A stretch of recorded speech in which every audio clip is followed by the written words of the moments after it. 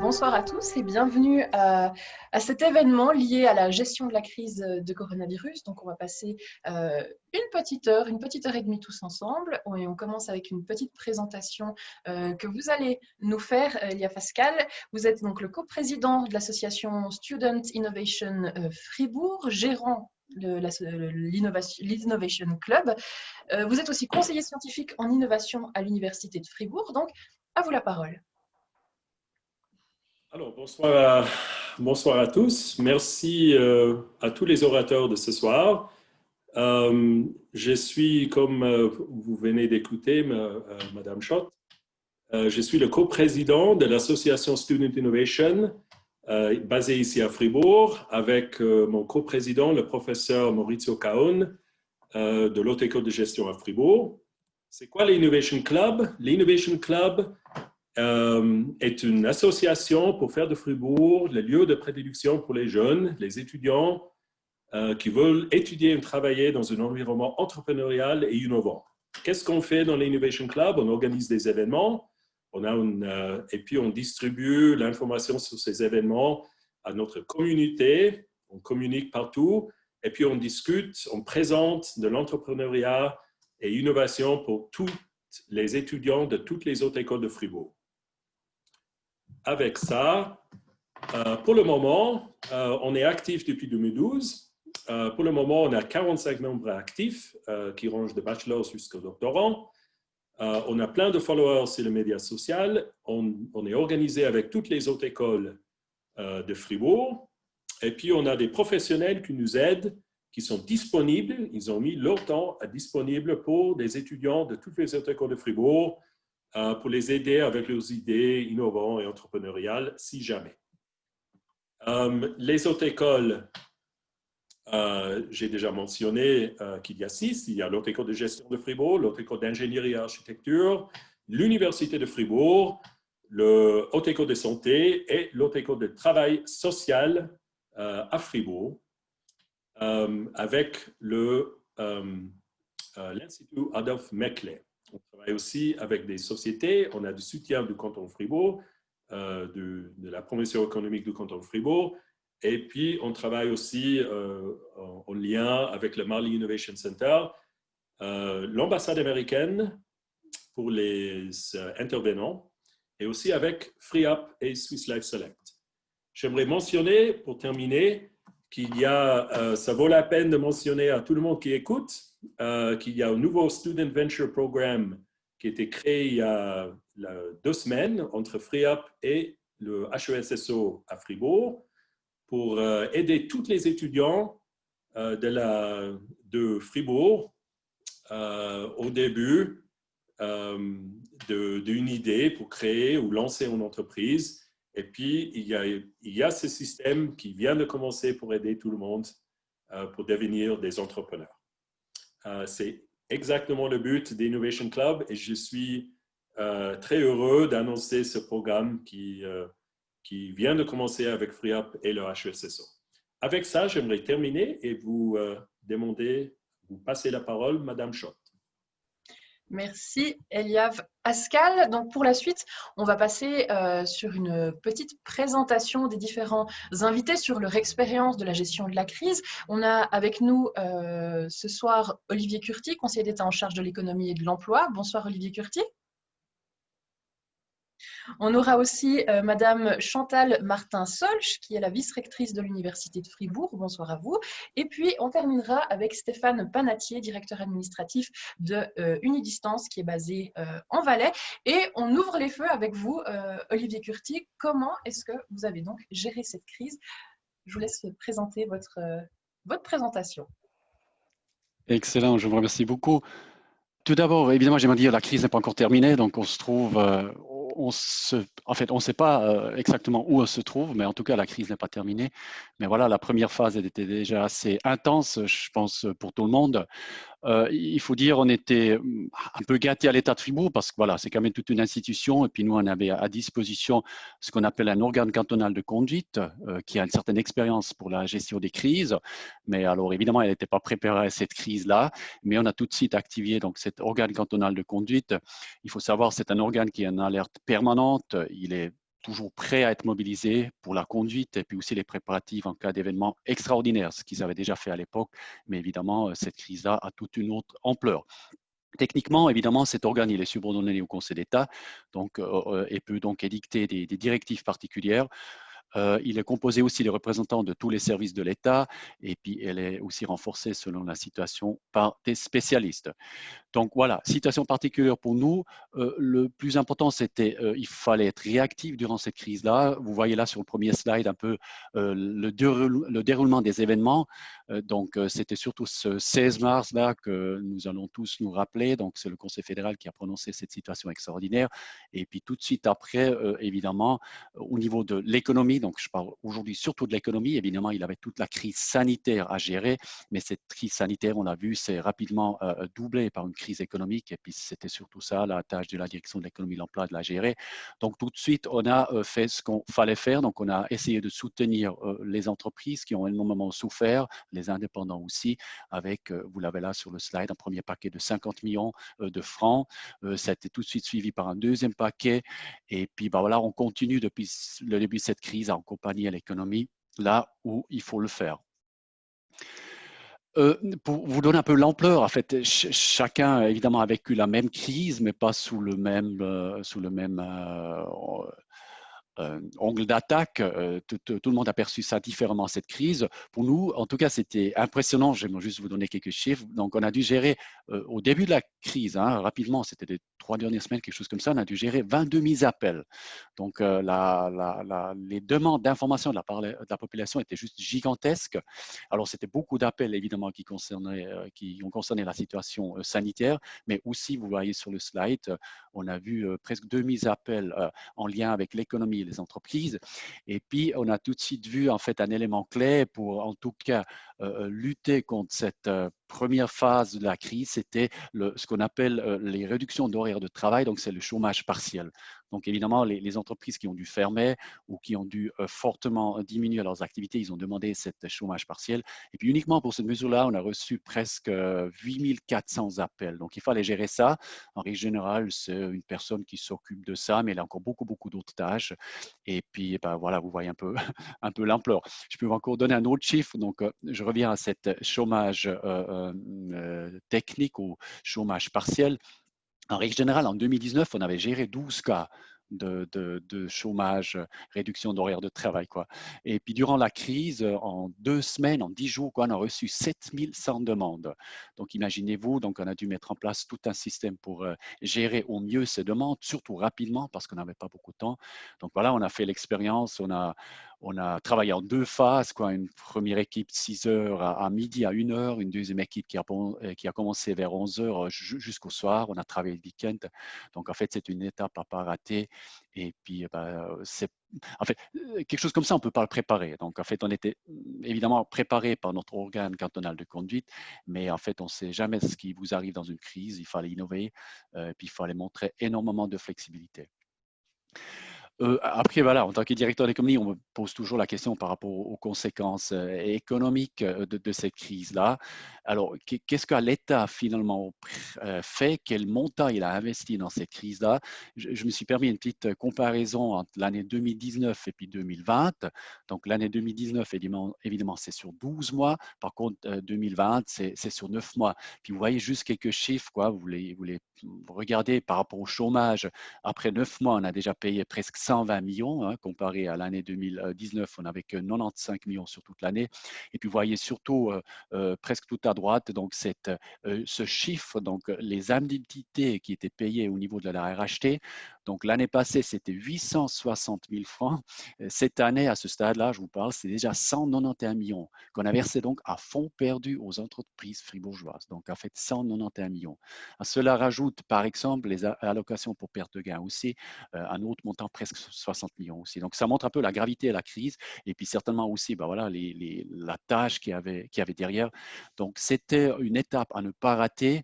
Évidemment, il fallait donc répondre rapidement à ces entreprises. Donc, un tiers des entreprises fribourgeoises ont demandé de la racheter.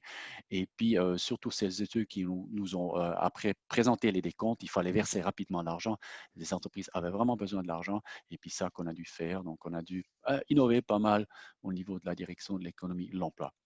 Ça, c'était donc l'étape à pas rater, mais on ne s'est pas contenté de ça. On a évidemment aussi mis en place des mesures cantonales de soutien pour l'économie. Alors là, c'était aussi, il fallait faire rapidement, il fallait agir dans des domaines qu'on ne connaissait pas très bien, et puis il fallait aussi être hyper réactif et puis aider là où vraiment il y avait un besoin avéré. Alors, je vous ai juste listé un peu les différentes mesures qu'on a prises en fait, dans la première étape. Donc voilà, c'était relativement large, c'était relativement vaste. Pour un montant de finalement, c'était 60 millions. Et puis je pense que ça a plutôt fait du bien à l'économie fribourgeoise. Euh, Ça, c'était peut-être un élément spécifique. Il faut aussi savoir, en règle générale, les processus politiques qui prennent un certain temps. C'est la même chose qu'on peut se dire. Donc voilà, il y a quelques règles à respecter, notamment par rapport à l'application du législatif, donc du Grand Conseil dans le canton de Fribourg. Là, c'était assez exceptionnel que, une fois l'état d'urgence prononcé, c'est l'exécutif qui a pris la direction des affaires. Donc le législatif, il est resté en retrait. Hein, c'était son souhait. Ils ont dit, écoutez, c'est une crise, il faut agir rapidement. Donc on vous laisse gérer cette crise. Point. On observe et puis finalement, ben voilà, on va dire quelques semaines, quelques mois plus tard si vous avez bien géré la crise ou pas. Alors, en règle générale, de prendre une ordonnance cantonale, ça prend plusieurs mois avec des consultations, avec des va-et-vient entre les finances et puis j'en passe. Et puis là, en quasiment une semaine, on a pris des ordonnances. Finalement, il y en a 31 ordonnances qui ont été prises durant la première phase de la crise, dont 14, c'était vraiment pour les mesures au niveau économique. Donc, ça prenait environ une semaine à élaborer une ordonnance, quoi, de discussion, bah, où est le problème, est-ce qu'on peut faire quelque chose, on écrit l'ordonnance, on l'a fait approuver par le Conseil d'État, on l'a mis en œuvre et puis c'était liquidé. Donc voilà, 14 ordonnances, c'était assez sport aussi. Donc le gouvernement, évidemment, il a toujours pris quand même soin d'informer le Parlement de ses actions. Je me répète encore une fois, donc c'était vraiment nécessaire de pouvoir agir de manière rapide, aussi directe. Et puis finalement, je pense que c'était plutôt un succès. En tout cas, on a passé maintenant au Grand Conseil pour faire valider tout ça rétroactivement. Et puis le Grand Conseil était plutôt content. Après, c'était aussi le moment où on pourrait faire valoir une certaine créativité. Hein. Donc, on a agi dans des domaines qu'on ne connaissait pas. On a aidé au tourisme, on a aidé aux startups. Vous avez peut-être entendu parler d'une mesure qui, je pense, qui est beaucoup discutée, c'est ces bons carillons. C'est évidemment pour stimuler la demande, pour notamment stimuler la consommation locale. Donc, par exemple, là, on a mis en place une mesure donc, qui s'appelle carillon avec des bons qu'on a subventionnés à titre de 20%. Donc, c'est un énorme succès en quelques semaines. Donc, ces bons étaient épuisés. Et puis, il y en a quand même 1600 commerçants qui ont profité. Puis, ça a généré un chiffre d'affaires derrière de presque 20 millions de francs. Puis voilà, on a pris beaucoup d'autres mesures. Je ne peux pas vous expliquer ce soir-là parce que ça prend un peu plus de temps. Mais voilà, c'était aussi la phase un peu créative en discutant avec les associations, avec l'économie, comment on peut vous aider. Et puis, on a pu ben voilà, faire des soutiens à notre économie. C'était très important parce que finalement, ben, voilà, on a une direction de l'économie de l'emploi, puis aussi les autres directions. Donc, on avait aussi à gérer les affaires courantes. Il fallait surtout pas oublier ça, même on était évidemment complètement absorbé par la crise. Donc, c'était vraiment important. Je disais à les gens, oui, vous bossez beaucoup, les week-ends, le soir, tout ça, mais essayez de quand même de faire avancer les projets ordinaires parce qu'en fait, c'est ça qui serait important aussi pour la reprise économique. Et puis, je pense que ça, c'est aussi avéré une tactique assez assez intéressante parce que voilà, on avait au niveau de la direction de l'économie d'emploi aussi des investissements planifiés. Je vous ai là mis quelques chiffres, donc un bâtiment au niveau de la formation professionnelle pour les cours entreprises qu'on avait préparé, 75 millions d'investissements, des bâtiments sur Blue Factory qui sont prêts. Et puis voilà, ces dossiers, on peut les faire voilà maintenant, puis ça donnera par exemple du travail à nos entreprises. Et puis évidemment, on a d'autres. Je viens d'ailleurs d'une conférence de presse de Saint-Aubin qu'on a inauguré un nouveau bâtiment pour ce site pour 4 millions de francs. Et puis là, plus tard, qu'il y a, je pense, 3 semaines, quelque chose comme ça, je suis passé au Grand Conseil pour demander de nouveaux 20 millions pour la transformation de site de Saint-Aubin, donc qui est dédié à l'agroalimentaire. Donc, grosse conférence de presse aujourd'hui. Vous allez certainement lire l'un ou l'autre article demain dans la presse. Après, on a continué vraiment à accompagner cette crise. Donc, tout d'abord, je vous rappelais ce que je vous ai dit, c'était les mesures d'urgence. Durant l'été, on a travaillé vraiment un plan de relance. En fait, ce n'est pas vraiment un plan de relance, c'est des mesures supplémentaires, mais on appelle ça plan de relance. Donc, on a travaillé sur d'autres mesures pour un montant que le Grand Conseil maintenant vient d'augmenter parce qu'à un moment donné, le Grand Conseil, il a à nouveau pris ses fonctions une fois comment dire, cette phase extraordinaire terminée. Donc maintenant, voilà, c'est nouveau le courant normal, il faut passer au Grand Conseil. Et puis, voilà, pas plus tard non plus ce matin, donc le Grand Conseil a approuvé ce plan de relance pour nouveau 63 millions de francs, avec d'autres mesures évidemment. Et puis voilà, puis on verra ce que ça va donner. Alors là, je vois que le temps avance rapidement. Alors moi, j'avance rapidement aussi. Là, quelques conclusions à cette première phase. Donc, je pense que c'était valable pour tout le monde. C'était vraiment un saut dans l'inconnu. On ne savait pas ce qui nous attendait. Pour moi, c'était très important de constater aussi que l'esprit d'équipe qui régnait au sein de cette direction, donc moi j'ai fait des magnifiques découvertes, des gens que je connaissais peut-être pas très très bien, mais qui ont vraiment fait des choses incroyables, qui se sont investis à fond. C'était vraiment une nouvelle pour l'État, c'est le travail en tournus sur 2 équipes, ça n'existait, je pense pas, avant à l'État. En tout cas, nous, on a introduit ça, puis j'aimerais presque le continuer avec ce régime-là. Finalement, c'était aussi la polyvalence qui était demandée. Donc voilà, pas tout le monde a continué à faire ce qu'il a fait avant parce qu'il y avait des urgences, ce que je vous ai dit avant. Il fallait peut-être répondre au téléphone, il fallait mettre en place une mesure spécifique et puis surtout la réactivité, ce qui était pour moi un élément déterminant. Après, je ne peux pas cacher, c'était peut-être intéressant, il y a aussi eu quelques différences, des approches différentes entre la partie germanophone et francophone. Je ne sais pas pourquoi, c'est un gros mystère, mais en tout cas, en fait, au niveau sanitaire, ça vous avez vu vous-même, mais la partie francophone était plus concernée que la partie germanophone. Et puis aussi, les demandes par rapport au soutien économique étaient quand même alors, quand même beaucoup plus forte dans la partie francophone. Moi, en tant que germanophone, on a dû jongler avec ça. Donc, la partie germanophone qui freinait plutôt un peu pour dire, écoutez, vous avez très bien travaillé, vous avez fait assez de mesures, et puis la partie francophone qui voulait encore plus de mesures. Donc, c'était aussi une découverte assez intéressante, mais qui fait finalement la richesse aussi de notre canton. Et puis voilà, le gros sujet, c'était vraiment de trouver cet équilibre entre l'économie et la santé publique.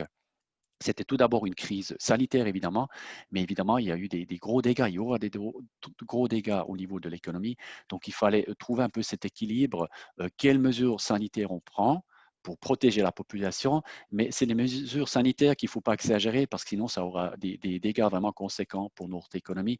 Donc, en fait, c'est un travail qui nous occupe encore aujourd'hui. Maintenant, avec l'augmentation des cas, ça sera à nouveau des décisions importante, mais puis compliquée à prendre, jusqu'où on va, parce que voilà, il y a ces 2 éléments, il y a la santé d'un côté qui prime encore une fois, et puis l'autre côté, c'est l'économie. Alors, dernier slide, c'est que on n'a pas subi cette crise. Il faut vraiment, comme j'ai écrit, empoigner cette crise pour en extraire aussi les opportunités, ce que je ressens aussi dans la plupart des entreprises. On veut faire ce saut technologique, on veut faire un saut écologique aussi, on veut mettre en question nos modes de consommation, on veut travailler sur l'efficience énergétique, et puis les entreprises doivent venir avec de nouveaux business models. Il y en a qui réussissent très, très, très bien, il faut le dire, d'autres un peu moins, mais en tout cas, l'État, il répond présent et puis il va continuer donc à suivre cette crise qui est loin pas terminée.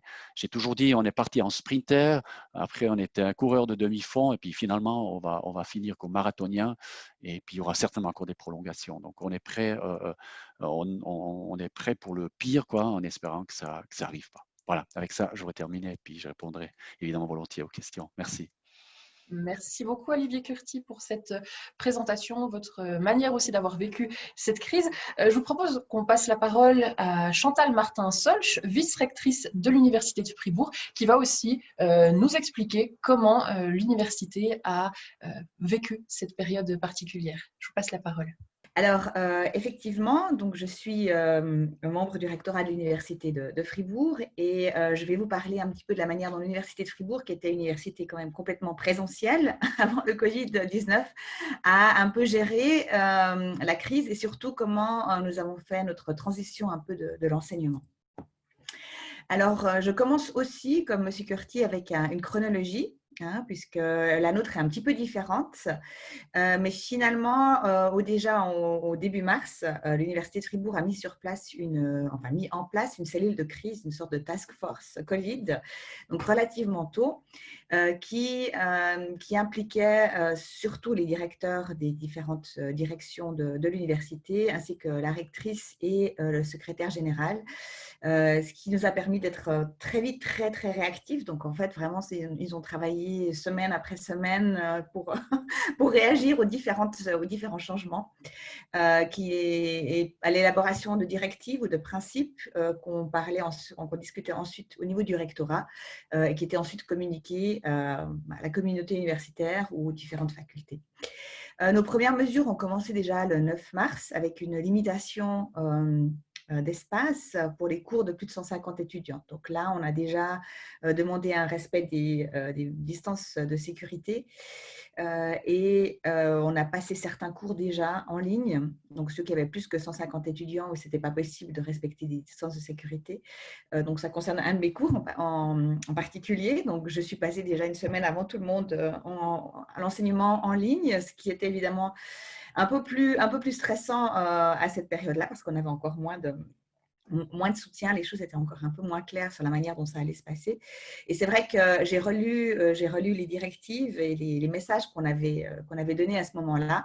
Et on écrivait encore que pour nous, c'était vraiment important de garder un maximum d'enseignement en présentiel et qu'on se définissait comme une université présentielle, ce qui a changé évidemment de manière dramatique le 16 mars avec le confinement général. Et donc, l'université de Fribourg est passée d'université en présentiel à une université complètement en ligne.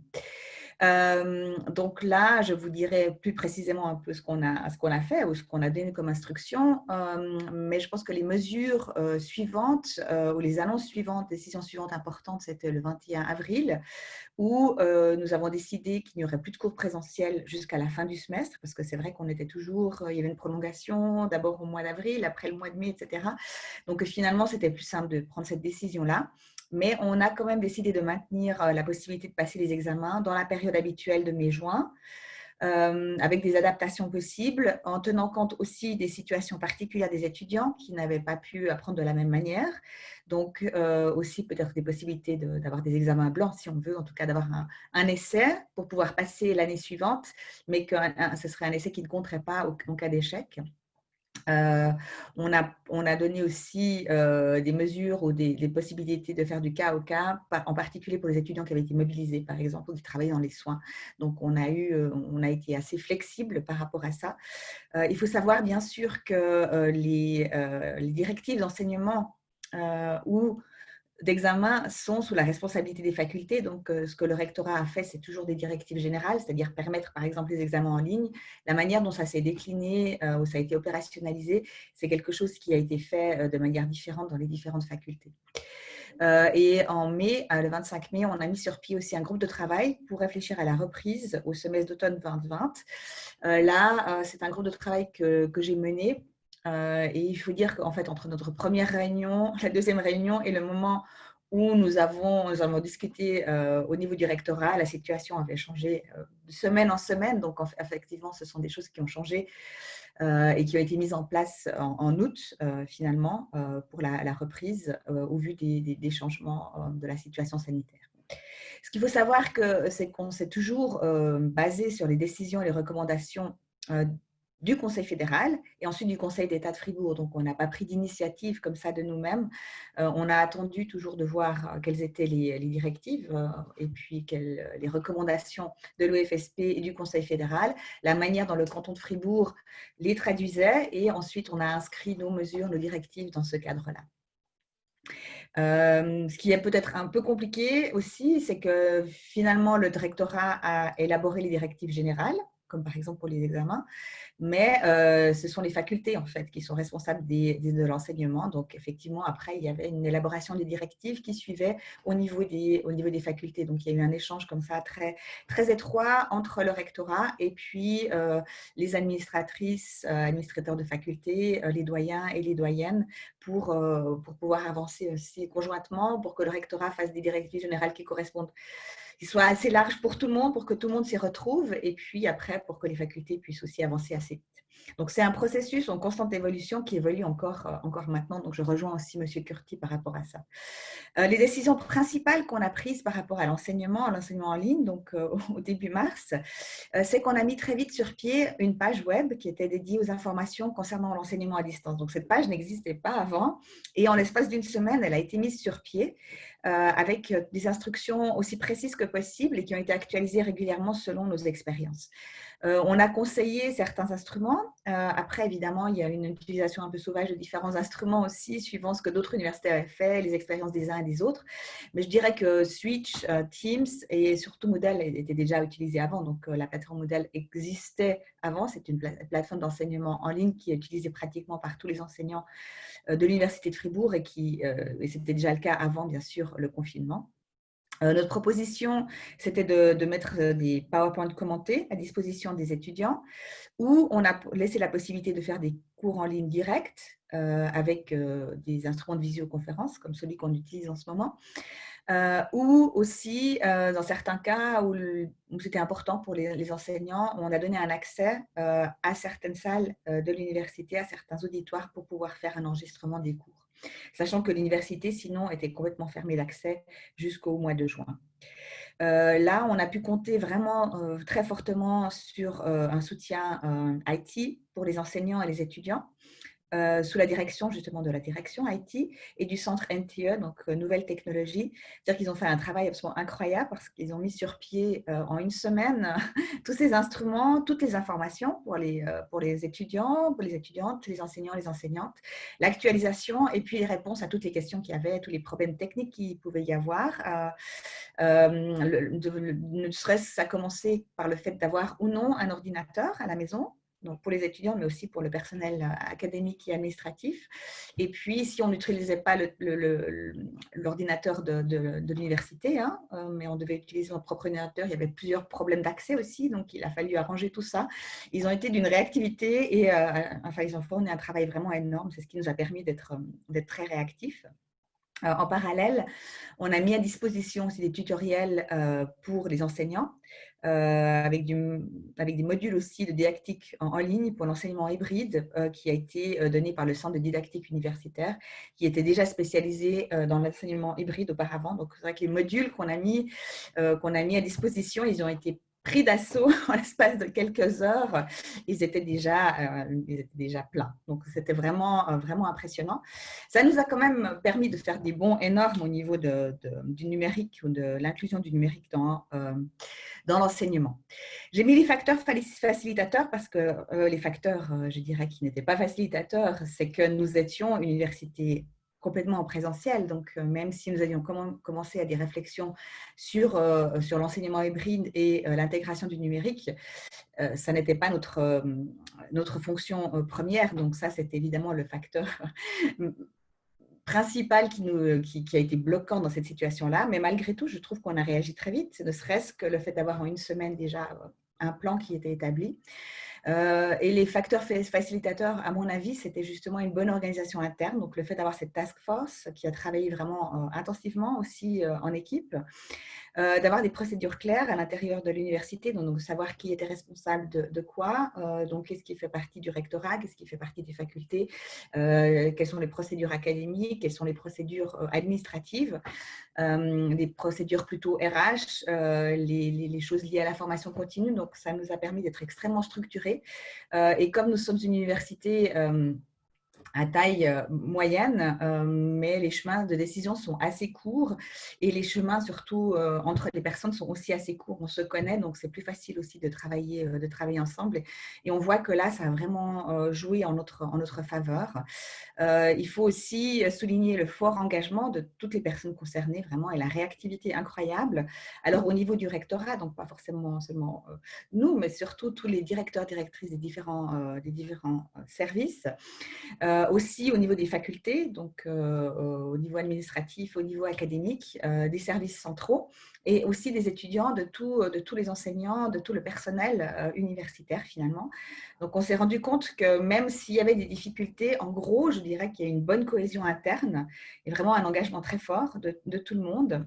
Un autre facteur facilitateur, c'est le fait que nous avions un centre nouvelles technologies qui a été assez réactif, qui avait des outils à disposition, qu'on utilisait quand même tous déjà certains de ces outils comme Moodle, donc les enseignants étaient formés à ce genre de pratique au moins, et que nous avions déjà commencé à créer un programme qui s'appelle Digital Skills, qui est subventionné par Swiss Universities et qui vise à avoir la promotion du digital finalement dans l'enseignement et de transmettre des compétences numériques aux étudiants, aux enseignants. Et pour ce programme, en fait, le centre NTE et le centre de didactique universitaire travaillaient déjà ensemble. Donc, on a eu quelques instruments qui étaient à disposition grâce à ce travail un petit peu en amont. Et en fait, nous avions au mois de janvier formulé l'enseignement hybride dans notre programme d'activité. Alors ça, c'était une année avant, mais aussi dans la stratégie 2030, ça c'était au mois de janvier. Donc, on avait commencé à réfléchir, à rencontrer les différents acteurs techniques, didactiques pour mettre ces choses en place. Évidemment, on s'était dit que ce serait beaucoup de travail et finalement, donc là, je vous ai mis un extrait de cette stratégie. On a vu que ça a pu se faire très vite, étonnamment. Donc, en janvier, on pensait qu'on aurait besoin de nos 5 ans de rectorat pour arriver à mettre en place cet enseignement hybride. Et finalement, à l'espace d'une semaine, on a réussi à passer complètement à une université en ligne. Donc là, je vous ai mis un extrait de cette stratégie 2030 dont la première version a été formulée jusqu'au mois de janvier 2020 et qui incluait justement le numérique dans l'enseignement. Donc en fait, l'idée pour nous, c'était de rendre l'enseignement plus flexible en tenant compte de l'évolution des besoins et des conditions de vie des étudiants et en utilisant les opportunités de la transformation numérique. Et aussi en tenant compte du fait que la digitalisation de l'enseignement, ça n'est pas seulement mettre des cours en ligne ou mettre des PowerPoint commentés, mais c'est aussi vraiment de le mettre en lien avec une réflexion didactique qui va avec, tout en respectant quand même notre vocation d'université présentielle et puis de cultiver cet échange personnel entre les étudiants et les enseignants qui fait un peu une force et puis qui est un petit peu notre marque de fabrique à l'Université de Fribourg. Ce sont la proximité finalement entre les enseignants et enseignantes et étudiantes qui évidemment est différent avec l'enseignement en ligne. Ce que je peux dire quand même à ce sujet, c'est que finalement peut-être avec cette période Covid, j'ai fait plus d'interaction individuelle avec mes étudiants aussi dans des grands cours que lorsque je le donnais en présentiel. Donc, le présentiel, ça n'est pas forcément un manque, enfin, le en ligne, ça n'est pas forcément une diminution des interactions personnelles, mais on se rend compte quand même que c'est difficile. C'était difficile aussi pour les étudiants et puis les échanges sont vraiment importants. Donc, j'aimerais juste vous présenter encore des résultats rapides d'une évaluation qui a été conduite par notre service assurance qualité à la fin, donc au mois de juin, mai-juin, donc de manière rétroactive sur la période de confinement, sur un grand nombre d'étudiants, mais aussi auprès du personnel académique et administratif, avec différents aspects, donc la communication, les outils de travail, donc qu'est-ce que les personnes ont utilisé. Là, je ne vais pas vous les montrer pour des raisons de temps. Et puis, quelques informations sur l'enseignement. Donc, ce rapport est encore en allemand, ou cette évaluation, les premiers résultats sont encore en allemand, mais je vais vous les traduire. La première chose qui nous a intéressé, c'était finalement aussi la communication, parce qu'on recevait tout le temps des informations, on communique trop, on ne communique pas assez, l'autre université communique plus, celle-ci communique moins, quand est-ce qu'on va recevoir des informations par rapport à ça? Donc, effectivement, au niveau du rectorat, on était toutes et tous assez sous pression, et c'est vrai que finalement, on avait quand même ce processus décisionnel attendre aussi les informations du Conseil fédéral, ensuite du Conseil d'État, et ensuite de réfléchir pour nous comment est-ce qu'on allait s'inscrire, et aussi les différentes étapes à l'intérieur de l'université, donc rectorat versus faculté. Et je suis assez ravie en fait de voir que le retour à la fin de la période du confinement, c'est que la plupart des gens ont pensé que la communication ou le nombre d'emails que nous avons envoyés par rapport à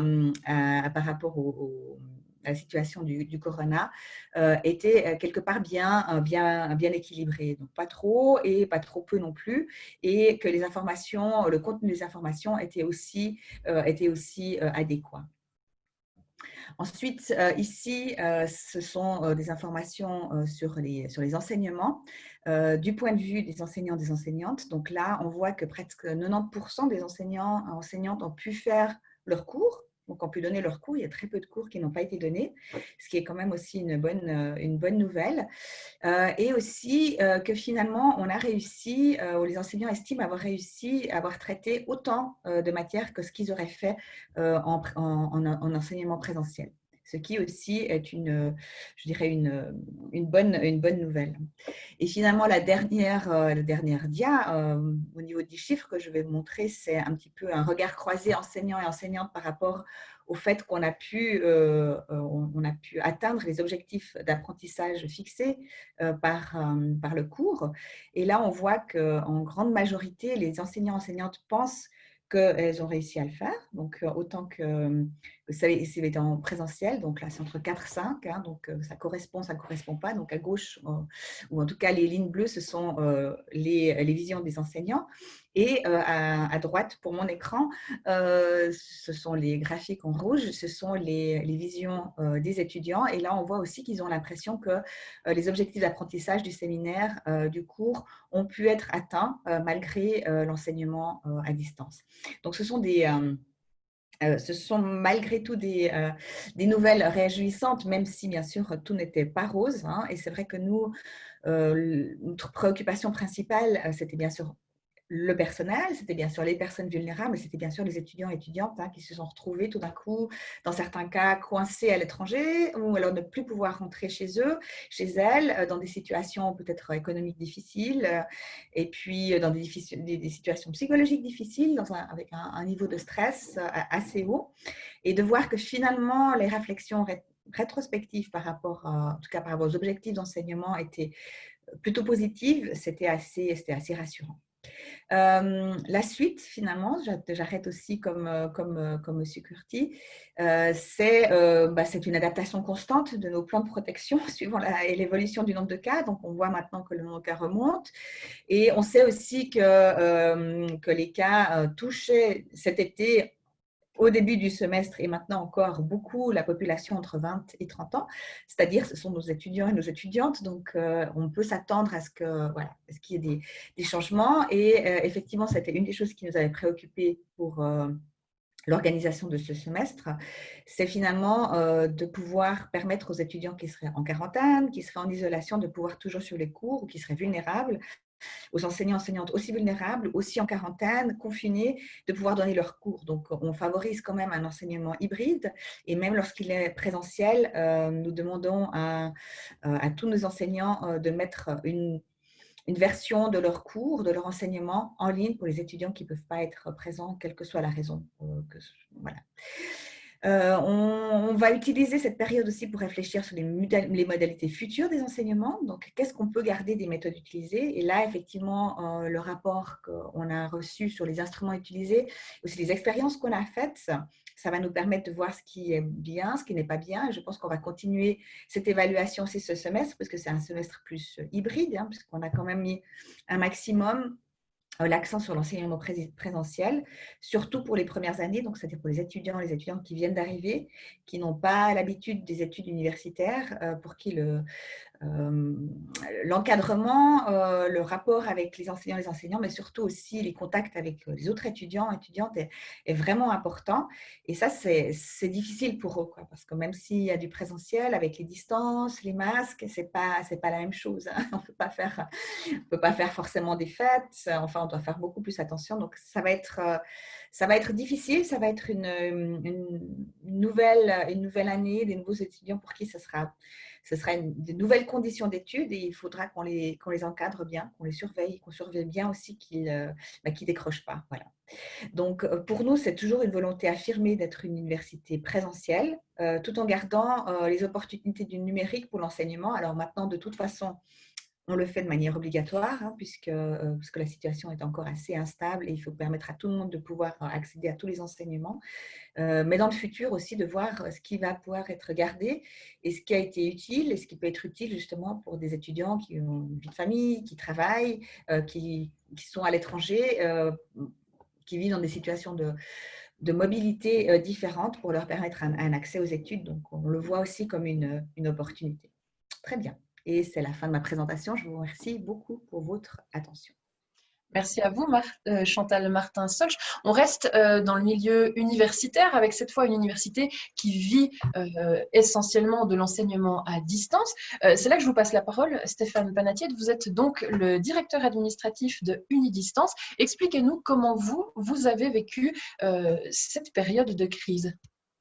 Voilà. Donc, le plan de ma présentation va recouvrir une brève introduction de notre institution pour fixer le cadre, pour comprendre aussi pourquoi et comment les décisions et la gestion de la crise ont pu être faites au sein de notre institution, comment nous avons effectué la transition au niveau de l'enseignement, hybride à l'enseignement totalement en ligne. Je vais vous présenter aussi quelques perspectives des étudiants. On a fait un sondage pour savoir comment eux, de leur côté, ils ont vécu cette période et puis les implications pour le futur. Et ensuite, j'aurai le plaisir de répondre et de participer à votre table ronde. Donc, au niveau de l'institution, Unidistance est un institut universitaire qui a été lancé il y a bientôt 30 ans par le canton du Valais, qui est reconnu et accrédité selon la loi sur l'encouragement aux hautes écoles, et puis qui compte à peu près 380 collaborateurs en tout. Nous avons au semestre d'automne 2020 2132 étudiants inscrits, des étudiants qui recherchent chez nous la particularité de la flexibilité. Pourquoi? Parce qu'ils travaillent, ils ont une famille, ils ont une carrière sportive ou artistique et la moyenne d'âge de ces étudiants est de plus de 35 ans. Donc, on s'adresse à un public totalement différent et complémentaire des universités traditionnelles. Comment se passe l'enseignement? L'enseignement se passe en grande partie, en majeure partie, en apprentissage individuel et avec des cours en ligne. C'est 95% du temps investi dans les études se fait avec une proximité, mais à distance. C'est un peu paradoxal, mais chaque étudiant a la possibilité de discuter, de collaborer, d'interagir. Madame la vice-rectrice l'a dit tout à l'heure, l'interaction à distance est tout aussi, voire même plus importante que lorsqu'on est en présence. Et puis, une partie de l'enseignement, ce sont 5 samedis par semestre qui se déroulent en présence, où les étudiants ont la possibilité de rencontrer leurs professeurs et leurs assistants, ainsi que leurs collègues de classe pour échanger, pour résoudre des problèmes, des cas ou participer à des exercices. Au niveau du processus de gestion de la crise, nous avions déjà un plan pandémie qui avait été élaboré en 2009 lors de la crise H1N1. Ce plan, nous l'avons rapidement adapté et adopté au début du mois de mars, après l'apparition des premiers cas au TESA. Et puis, ce plan, à quoi sert-il finalement? Il sert à l'institution pour mettre en place tout ce qu'il faut pour garantir la bonne marche de l'institution. Donc, il y a une équipe pandémie que j'ai le devoir de présider et qui se voit déléguer tous les pouvoirs pour garantir en fait ces activités. Et pour ça, nous avons fait un inventaire des fonctions clés et des activités indispensables, comme par exemple la passation des examens. Ce sont des activités indispensables au bon fonctionnement. Si tout d'un coup, nous ne pouvions pas faire des examens, eh bien, le semestre serait invalidé et tout le monde aurait perdu 6 mois d'études.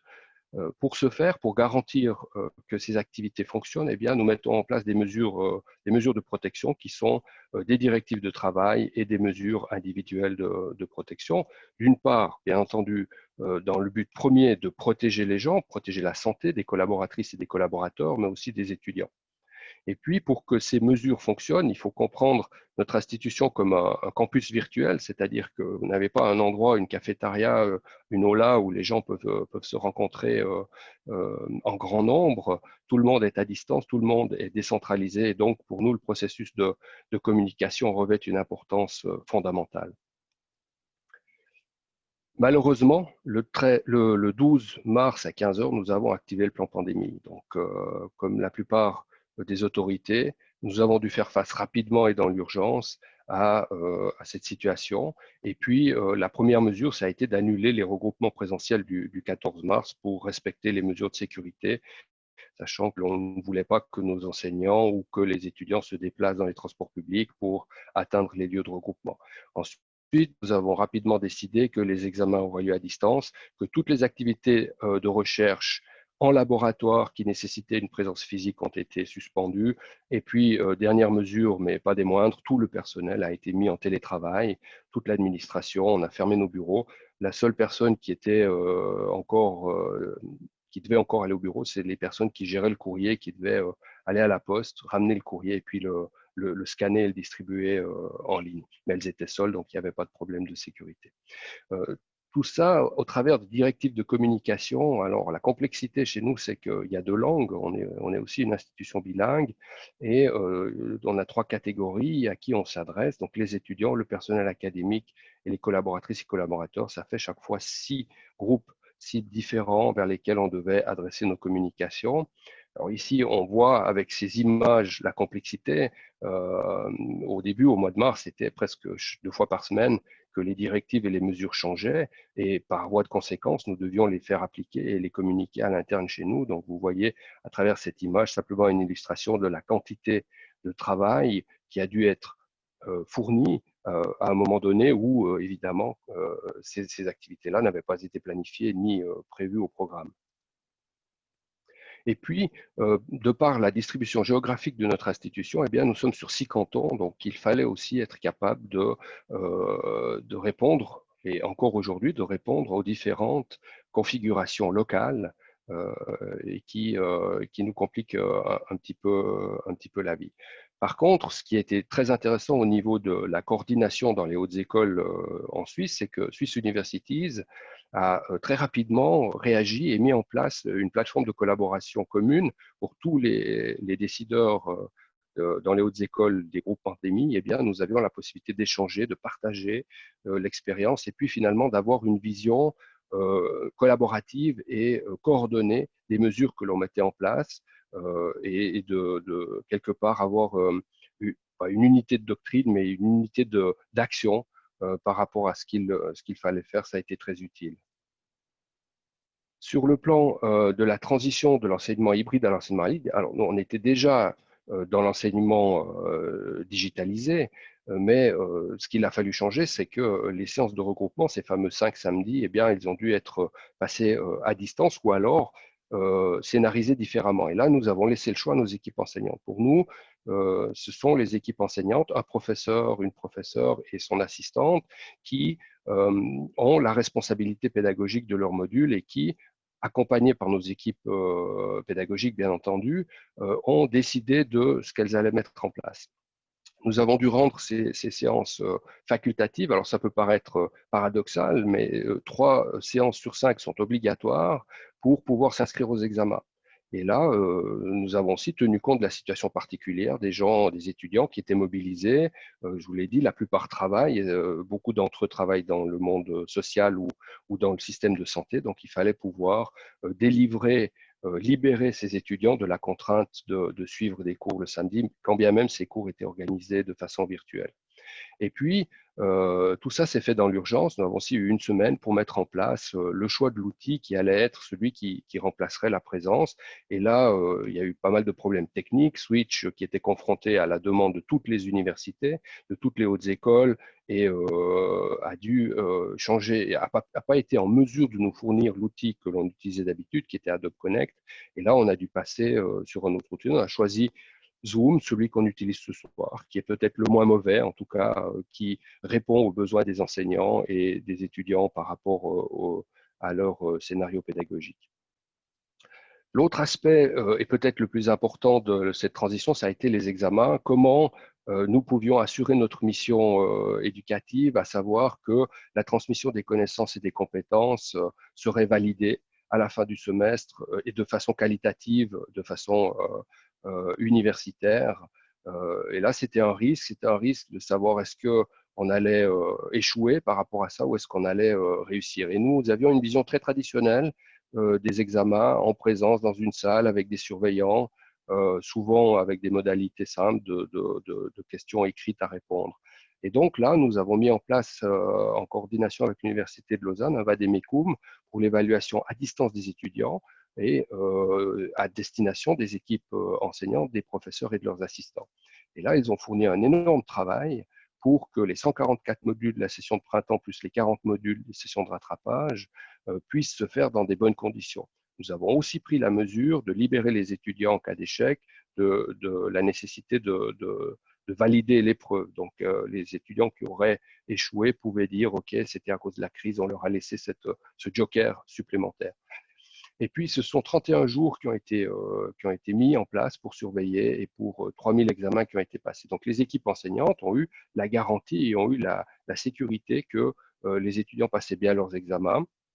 Du point de vue statistique, nous avons pu contrôler que, en moyenne, les notes qui ont été délivrées n'étaient pas différentes de celles des semestres précédents. Donc, nous avons la garantie que le système a fonctionné. Par exemple, dans un module où l'étudiant devait écrire de façon traditionnelle son examen, eh bien, il a pu l'écrire sur un papier et puis il avait un dispositif de surveillance, son téléphone portable ou une tablette qui, avec une caméra, permettait aux personnes qui surveillaient à distance de bien voir ce qui se passait sur l'environnement de travail et de garantir que la personne était bien à sa tâche et qu'elle faisait. Finalement, on a l'impression, en tout cas après le premier bilan, que ce mode de surveillance est tout aussi bon, voire même meilleur, parce que d'une certaine manière, il y a plus de proximité parce que les personnes qui surveillent ont la possibilité de voir directement ce qui se passe, ce qui n'est pas le cas dans une salle où vous avez 50, 100 personnes et 2 surveillants ou 3, vous n'avez pas la possibilité d'être aussi attentif que là.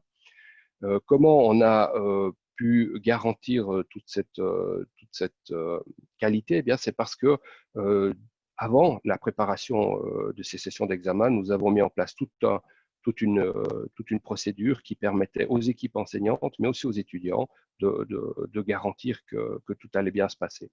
Et notamment, par exemple, avec des examens blancs, les équipes enseignantes et les étudiants ont pu tester, ils ont pu voir comment ça allait fonctionner. Ça a cassé la barrière de la technologie qui fait que face à l'ordinateur, il y a une certaine crainte. Mon Dieu, est-ce que je vais arriver? Est-ce que ça va couper? Qu'est-ce qui va se passer?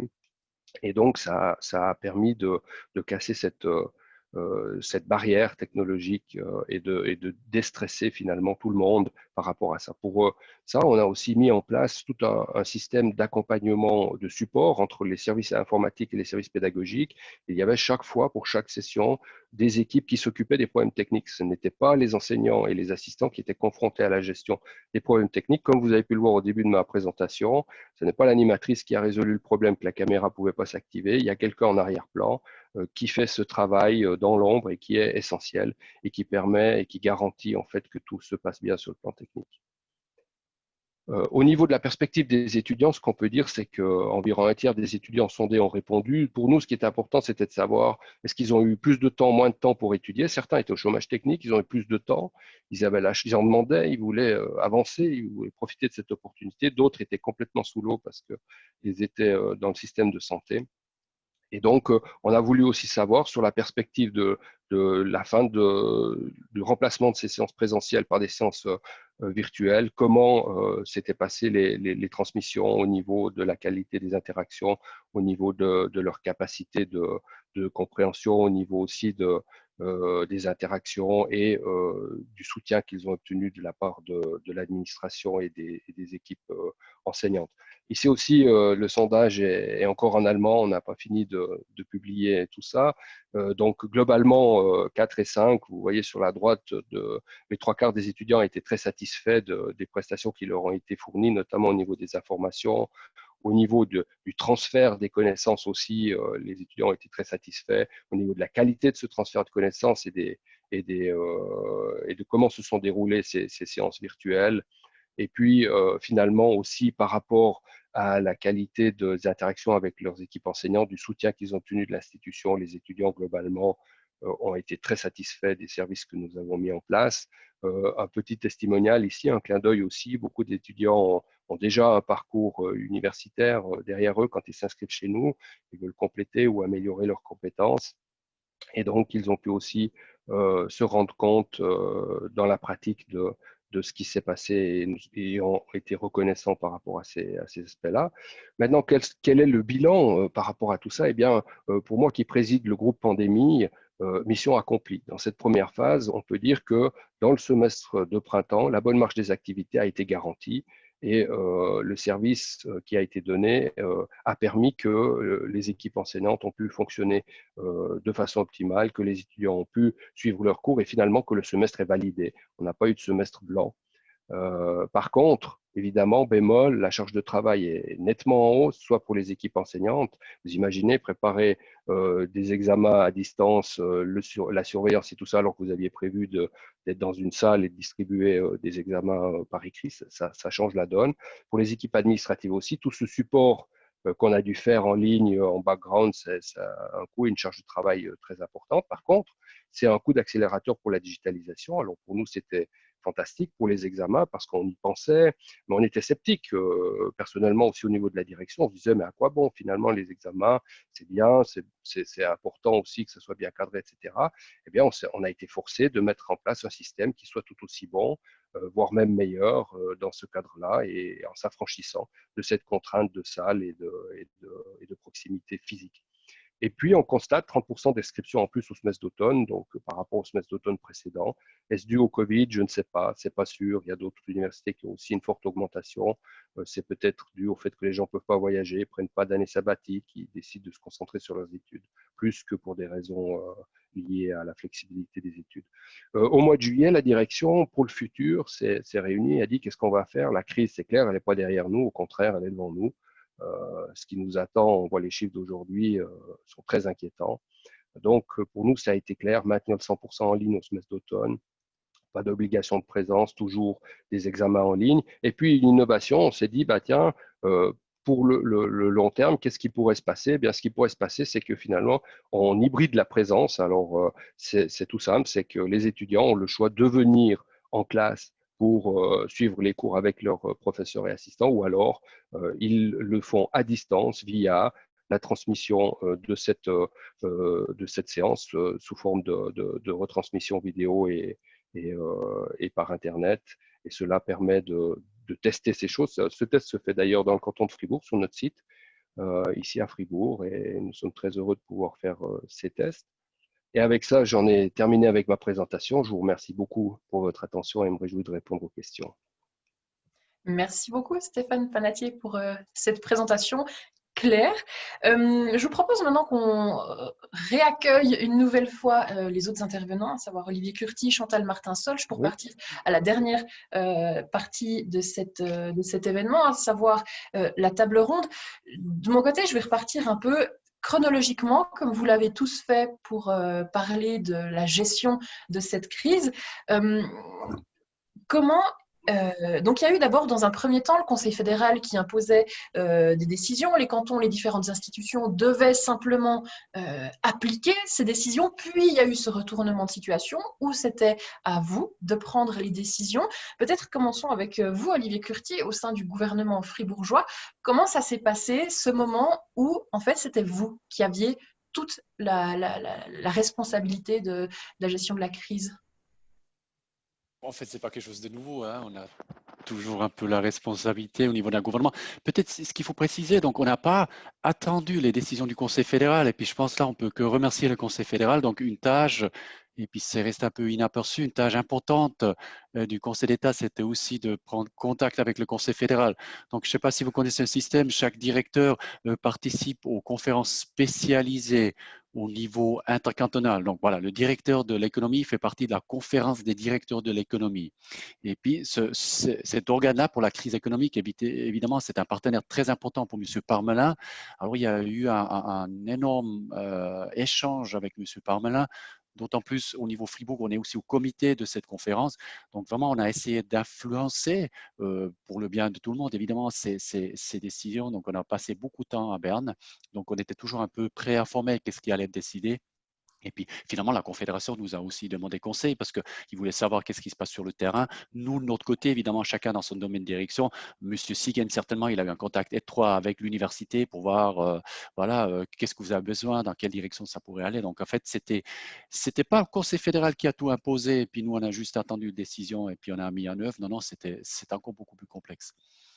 Et pour les universités, alors peut-être vous, Chantal Martin-Solch, ce n'est pas forcément quelque chose que vous avez l'habitude de faire en tant qu'université, de vous intéresser à la sécurité des étudiants.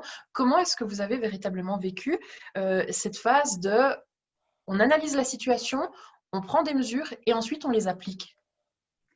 Bon, en fait, nous avons un service sécurité et santé qui nous a été très utile, hein, et qui nous a servi aussi de conseil, et qui nous a permis de réfléchir aux mesures adaptées. C'est vrai que du point de vue des mesures sanitaires, elles étaient assez claires parce qu'elles étaient quelque part dictées un petit peu par les autorités sanitaires. Pour nous, je dirais que l'aspect de la sécurité et de la santé de nos étudiants est quand même important, mais ça n'est pas forcément la chose qui nous occupait le plus. Là, ça nous a occupé beaucoup pendant un semestre. Je pense que ce sera bien aussi lorsqu'on pourra s'occuper de un petit peu moins de ces aspects-là et les mettre un petit peu en arrière. Et c'est vrai qu'on a essayé de le faire. On était ravis de pouvoir le faire un petit peu vers le mois de juin, juillet et août. Et là, on voit que ça redevient important. Peut-être aussi pour cet aspect centralisé et fédéral, si on veut bien. On a aussi vécu ça au niveau de l'université, puisqu'on avait aussi cette task force qui a pris en main, qui a dû réfléchir et faire des directives générales pour les facultés. Et c'est vrai que maintenant, on a, bien sûr, toujours en lien, c'est toujours un travail en lien avec les facultés, mais on a remis aux facultés, finalement, leur hégémonie pour beaucoup d'aspects où on avait dû plus créer des directives générales. Et au niveau du rectorat, maintenant, on est plutôt au niveau des plans de protection et de réflexion, effectivement, comme vous l'avez dit, donc pour l'hybride et la possibilité d'accès aux étudiants, quelle que soit leur situation, à tous les cours, donc par du stream, ce genre de choses.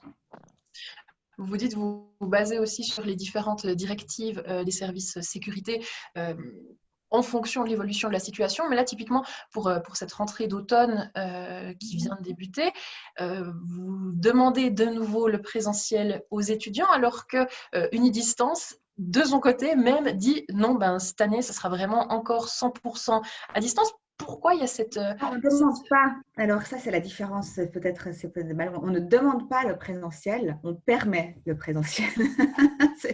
C'est différent.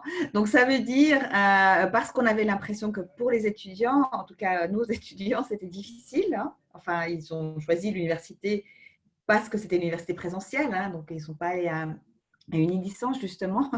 Et pour les nouveaux étudiants, c'est aussi très très compliqué de ne pas avoir de présentiel. Donc on a demandé qu'il y ait la possibilité d'avoir du présentiel autant que possible dans la mesure de ce qui est faisable, tout en demandant aussi que chaque enseignement puisse être suivi à distance.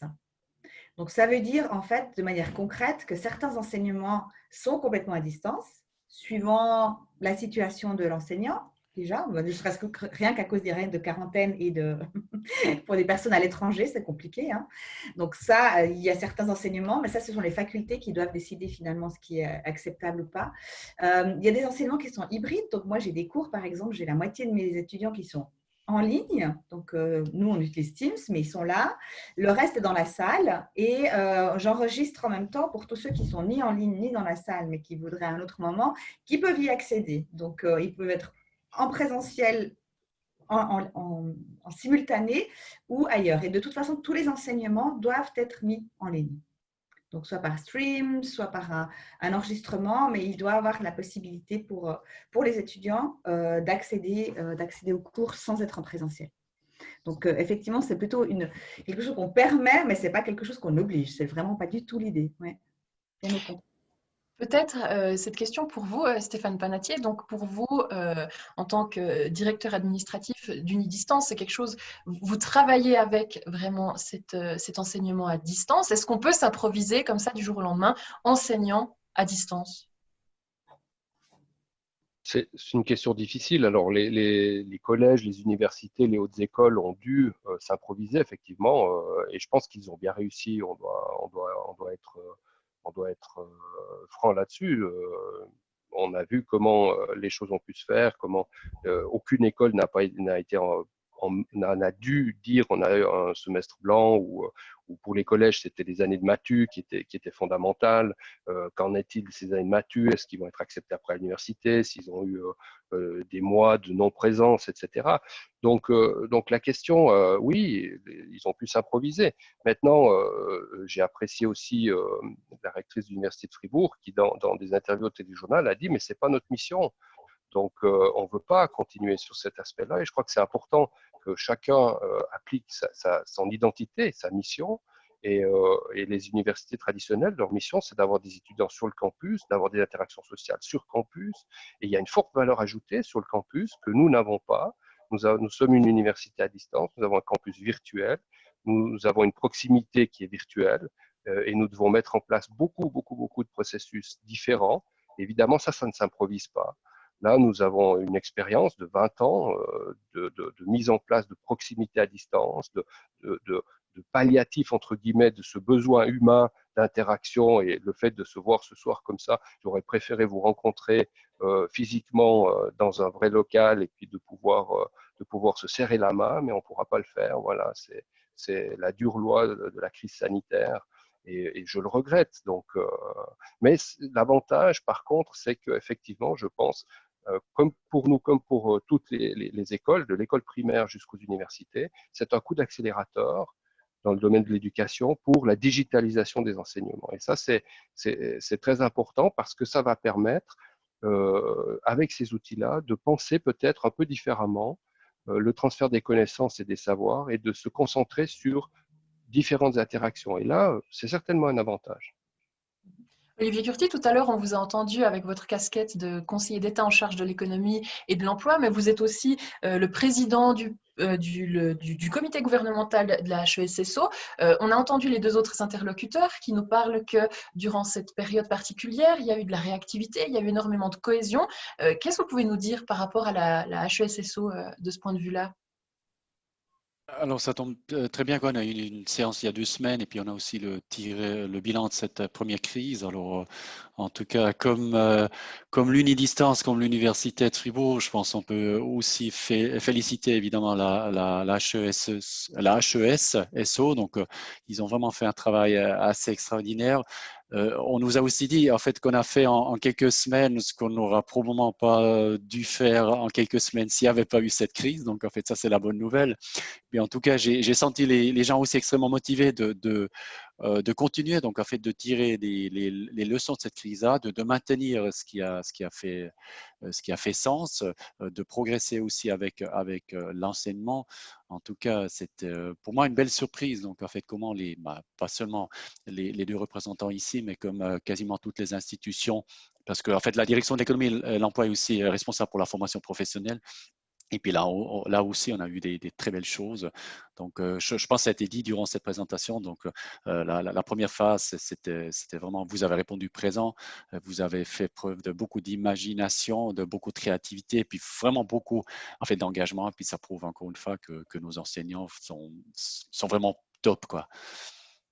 Dans ce genre de situation particulière, comme la crise du coronavirus, il y a des adaptations à faire. Là, concernant les hautes écoles, c'est surtout passer à un enseignement virtuel. Est-ce que dans ce genre de situation, on peut imaginer des sortes d'alliances ou de mise en commun, de réflexion avec les expertises de certains?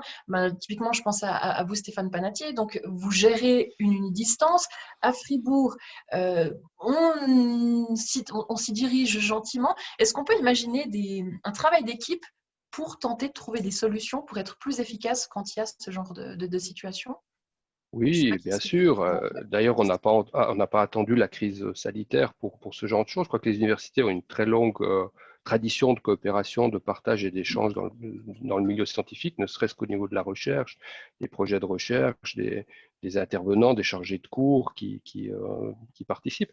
Donc oui, avec le NTE, on a souvent discuté, souvent travaillé avec le NTE de Fribourg, avec Madame Charlier aussi. On a d'ailleurs invité plusieurs fois dans notre comité scientifique pour nous challenger sur nos modèles pédagogiques, sur notre didactique, avec l'Université de Genève aussi.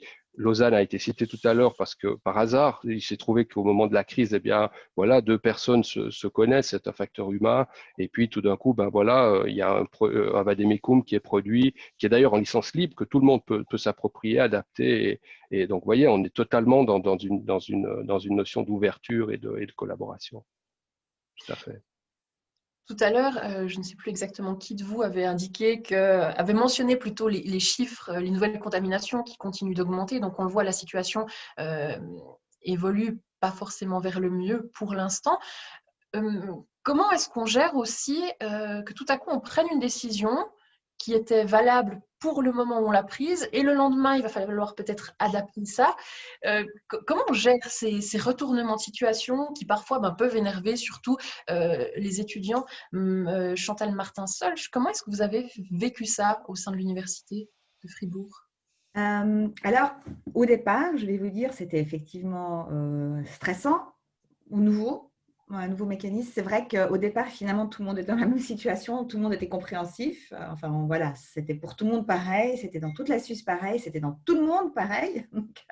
J'avais des étudiants à Harvard, par exemple, ils étaient coincés aussi, ils étaient aussi confinés. J'avais des projets de recherche en Inde, ils étaient aussi confinés. Donc, on était tous dans nos chambres à coucher, etc. C'était assez similaire. Donc là, au début, c'est allé encore assez bien. C'est après, lorsque il a fallu commencer à réfléchir aux examens et à la rentrée, c'est là qu'effectivement, il y a des changements et on n'est pas seul à prendre des décisions. Hein. Donc, nous, on a plusieurs niveaux. Donc, on a les niveaux au niveau du rectorat, puis après les facultés. Donc, il faut déjà à ce niveau-là qu'on soit d'accord parce qu'on n'a pas les mêmes enjeux, on n'a pas les mêmes organisations. Et après, j'ai l'impression que c'est devenu une habitude maintenant. Donc, on sait qu'on n'a pas de sécurité, en fait. On vit finalement dans des solutions flexibles. Donc, on sait que les directives, là, on est en train de nouveau de réfléchir à une adaptation de nos plans de protection. Ce n'est plus des directives, forcément, c'est des plans de protection maintenant, qu'on va certainement communiquer bientôt sur la base de ces changements-là. Et finalement, on a appris à être réactif et à s'habituer. Alors évidemment, ça fera toujours des mécontents. Et finalement, c'est aussi le sel de notre démocratie, c'est bien. Quoi. Tout le monde a le droit aussi de dire son mécontentement, d'être critique et si possible d'être constructivement critique parce qu'on peut toujours faire mieux. Donc, on a toujours aussi entendu ce qu'on nous disait et puis adapté, réfléchi très vite. Peut-être des personnes, des groupes auxquels on n'avait pas pensé, on les a rajoutés dans nos pensées. Donc, c'est devenu un mode de fonctionnement, je dirais maintenant. Donc, si effectivement, surtout dans la préparation de ce nouveau semestre, c'était plus difficile maintenant, je pense qu'on s'est un peu adapté aussi. Alors je pense pour les nouveaux étudiants, les nouvelles étudiantes, c'est peut-être pour eux que ce sera le plus difficile. Mais pour nous, on s'est adapté à ce mode de fonctionnement. Ouais. Mais comment vous faites alors pour prioriser certaines mesures par rapport à d'autres? Qui est-ce qui dit, voilà, ce sera d'abord, on laisse un banc libre entre chaque étudiant ou alors on impose le masque? Comment est-ce qu'on priorise tout ça?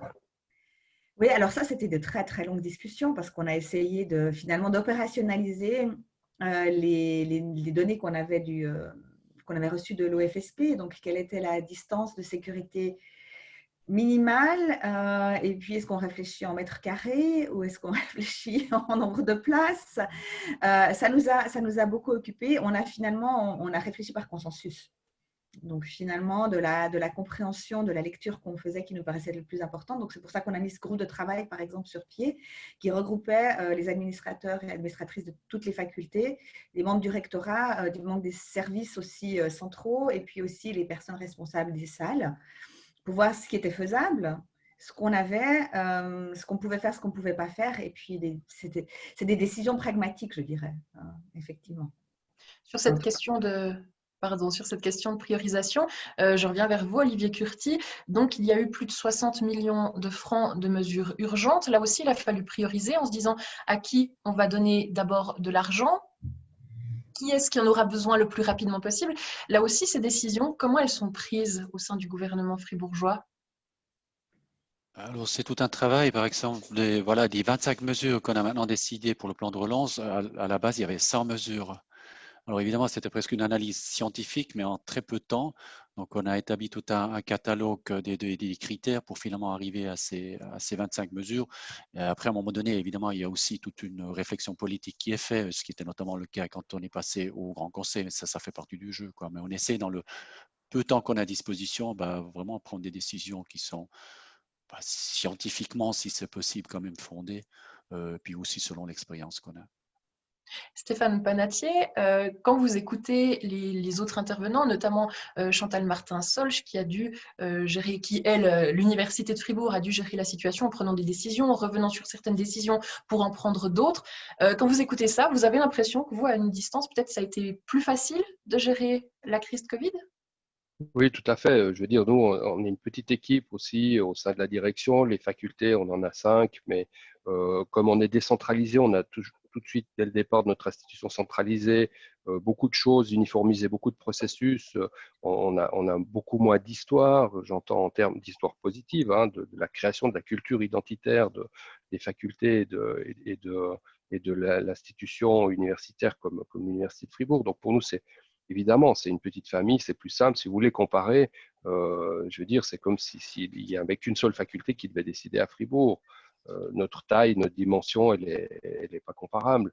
Et puis après, aussi par rapport à l'État, je trouve extraordinaire le témoignage de Monsieur le Conseiller d'État, de voir dans quelle mesure le personnel a réagi, comment l'esprit d'équipe a fonctionné. C'est extraordinaire. Là aussi, on ne peut pas comparer. Pour nous, c'était beaucoup plus simple. Les enjeux étaient beaucoup moins grands parce que finalement, on devait protéger quelques centaines de collaborateurs. Et puis, bon, les étudiants, de toute façon, ils étaient à distance. Donc, c'était plutôt leur propre responsabilité individuelle que de se protéger. Pour nous, c'était facile de retransmettre les informations de l'Office fédéral de la santé publique chez eux en leur disant restez chez vous, protégez-vous.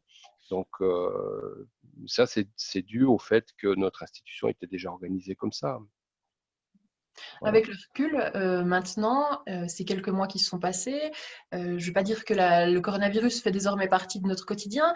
On y est habitué quand même d'une certaine manière, mais avec le recul, est-ce qu'il y a des choses que vous auriez fait différemment, peut-être déjà vous, Stéphane Panatier, au sein de Unidistance, donc? C'est un peu tôt pour dire si est-ce qu'on aurait dû faire des choses différemment. Moi, j'ai l'impression que ce sera surtout le bilan humain au niveau des collaboratrices et des collaborateurs, c'est-à-dire l'engagement sur la durée qui va être fondamental. Et je pense que c'est maintenant qu'on doit agir. Donc, sur ce qui s'est passé, non, je pense qu'on a agi correctement. Les décisions qui devaient être prises ont été prises et puis les gens nous ont suivis, comme l'a très bien dit Madame la vice-rectrice. Les gens, au départ, on était tous dans la panade, eh bien, on s'est serré les coudes et puis on a travaillé. Voilà. Et donc ça c'était facile encore. Aujourd'hui, ça va être très dur.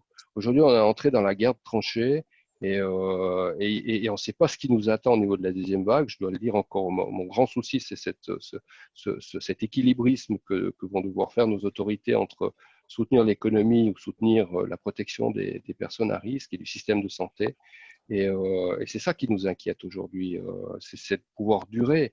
Et nous, par exemple, concrètement, ce qu'on doit prendre comme décision aujourd'hui, c'est d'engager du personnel supplémentaire pour pouvoir continuer à offrir la qualité d'accompagnement à nos équipes enseignantes, pour pouvoir continuer à répondre à nos étudiants de façon satisfaisante, etc. Mais ce sont des décisions faciles à prendre. Pour autant qu'on a des budgets, qu'on peut dégager des budgets, eh bien, on peut engager. Par contre, les vrais enjeux de la société sont face à nous, quoi. Olivier Curti, vous avez l'impression que c'est effectivement ça le plus dur, de peser d'un côté les intérêts de l'économie, de l'autre côté les intérêts des citoyens en termes de santé. C'est ça le plus difficile maintenant? Alors tout à fait, moi je partage, mais si vous permettez, j'aimerais peut-être revenir par rapport à la leçon que j'ai tirée. Donc j'en ai tiré beaucoup, j'ai énormément appris, je dois dire, durant cette crise, mais je pense que vous avez déjà fait allusion en fait, une question ou quelque chose que je voulais encore dire, c'est que vraiment personnellement, j'ai pu mesurer un peu l'importance du dialogue et puis aussi surtout de la communication en temps de crise. Donc en tant que politique, vous allez me dire, c'est normal, on devrait savoir, mais ça c'est encore accentué. Et puis quand je dis communication, dialogue, je dis aussi, si possible, de manière bilatérale. Parce que comme vous l'avez très justement dit, quoi, ça a changé quasiment tous les jours. Quoi. Une fois, on disait A, B. Donc, il faut vraiment aller discuter avec les gens. On ne peut pas se contenter en fait, de communiquer. Il faut vraiment aller expliquer. Alors voilà, la journée a que 24 heures, ce qu'on a fait. J'ai jamais autant communiqué, j'avais le sentiment, mais je dois aussi dire que j'ai pas assez communiqué. Donc voilà, il faut vraiment expliquer ses choix. Il faut expliquer aussi ses refus.